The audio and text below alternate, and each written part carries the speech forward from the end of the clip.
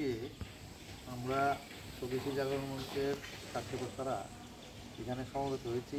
এর একটা উদ্দেশ্য হচ্ছে আজকে সারা ভারতবর্ষের সাথে সমস্ত জেলার সাথে মহানগরের উদ্যোগে ভূমি সুপোষণ ও সংরক্ষণ এই নামে একটা প্রোগ্রাম আমরা এখানে অনুষ্ঠিত করেছি।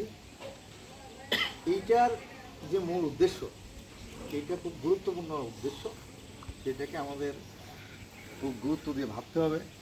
আজকের দিনে সরকারি আখড়া অনুসারে ভারতবর্ষের 30% জমি পেস্টিসাইড এবং এই যে সার ওষুধ এইসবের কারণে নষ্ট হয়ে গেছে। মানে 30% জমিতে আমরা আর চাষ করতে পারবো না।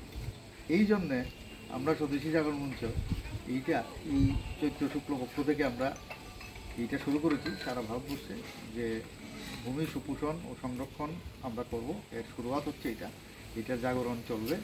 এইটার মূল উদ্দেশ্য হচ্ছে যারা কৃষক এবং কৃষি জমি তাদেরকে উর্বর রাখতে হবে।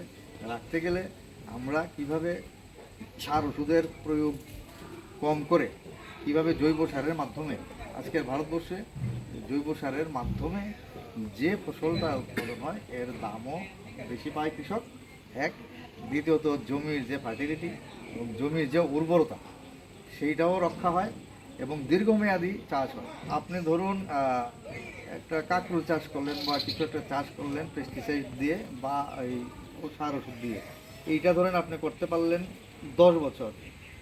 এইটার যে প্রফিট 10 বছর পরে আপনি আর কিছুই করতে পারবেন না, শেষ।